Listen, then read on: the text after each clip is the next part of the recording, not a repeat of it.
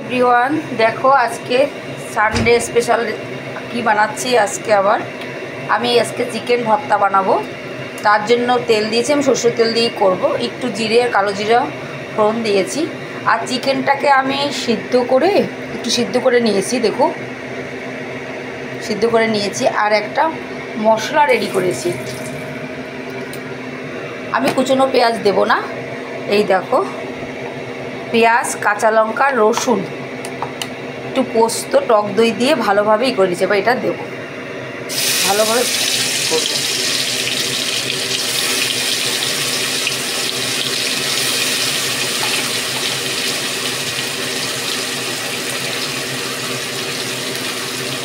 আপনারা আপনাদের পরিমাণ মতো দেবেন, কতটা চিকেন করছেন সেই বুঝে।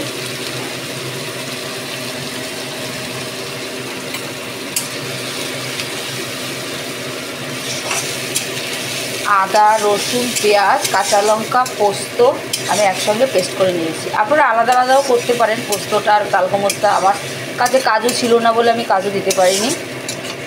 এটা থেকে এখন কাঁচা গন্ধ না যায় ওই দিয়ে ভাজবো। একটু ভাজা ভাজা হয়ে গেছে। পর আমি জিরে গুঁড়ো, ধনের গুঁড়ো, লঙ্কার গুঁড়ো, হলুদের গুঁড়ো আর কালো মরিচের গুঁড়ো দিয়েছি। এবার ভালো করে আপনার নুনটা আপনাদের আন্দাজ মতো দেবেন, কতটা করছেন সেই বুঝে। এবার এটা ভালোভাবে যতক্ষণ তেল না ছেড়ে দেয় ততক্ষণ আমি ভাজবো। দেখুন মশলাটা আমার ভাজা ভাজা হয়ে গেছে, তেল ছেড়ে দিয়েছে। এবার আমি চিকেনটা দিয়ে দেবো।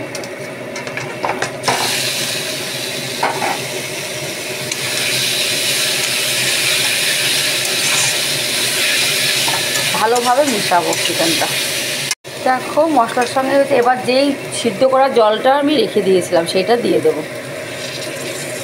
এটা তো শুকনো শুকনো হয়, এটা টানিয়ে নেব। তোমরা দরকার হলে ফ্রেশ ক্রিম দিতে পারো এখন নামানোর আগে। ক্রিম, টক দই ফেটিয়ে, কাজু, পোস্ত বেটে, কিন্তু আমি সেটা দেইনি। আমি আমার মতো করেছি। নামানোর আগে একটু বাটার দেবো 1 চামচ, তারপর আমি নামিয়ে ফেলবো।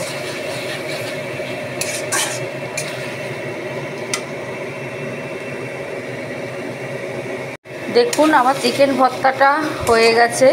আমি একটু শুকনোটাই বেশি ভালোবাসি, শুকনো শুকনো হবে। এবার আমার একটু দেবো কস্তুরি মেথি,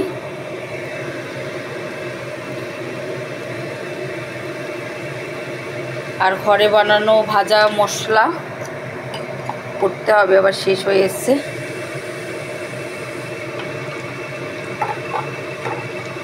ভাজা মশলার মধ্যে জিরে, ধনে সব টেলে দেওয়া আছে। আর 1 চামচ বাটার দিয়ে আমি নামিয়ে ফেলবো।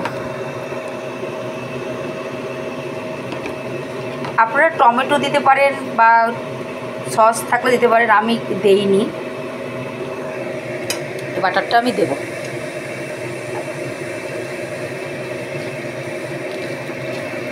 আমি আমার মতো করলাম। কেমন লাগলো আপনারা প্লিজ জানাবেন আমাকে। আপনারা করে খাবেন, আমার সঙ্গে থাকবেন, লাইক কমেন্ট করবেন, প্লিজ লাইক কমেন্ট করবেন।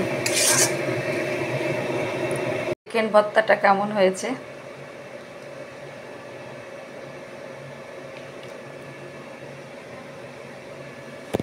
কার কার খেতে ইচ্ছা করছে?